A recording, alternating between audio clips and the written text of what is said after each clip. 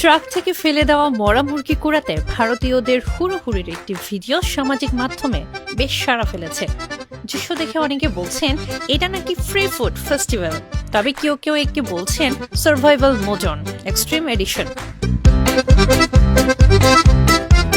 ভিডিওতে দেখা যায় ট্রাক থামার আগেই শুরু হয়ে যায় দ্রুত গতির সংগ্রহ অভিযান। কেউ দৌড়াচ্ছেন, কেউ ঝুঁকে পড়ছেন, আর কেউ যেন ভাবছেন আজকের ভ্যানিউ লাকি ড্র থেকে আসবে। দাবি করা হচ্ছে দারিদ্র্যের কারণে ফেলে দেওয়া মুরগি সংগ্রহ করছিলেন তারা। তবে সত্য মিথ্যা যাচাই না হলেও ভিডিও দেখে ইন্টারনেট ব্যবহারকারীদের মাঝে দেখা দিয়েছে মিশ্র প্রতিক্রিয়া। বিশেষজ্ঞরা অবশ্য বলছেন এই ধরনের পচা বা মৃত প্রাণীর মাংস খাওয়া মারাত্মক স্বাস্থ্য ঝুঁকি তৈরি করতে পারে।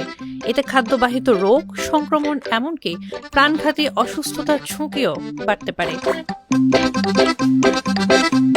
Face the people desk report.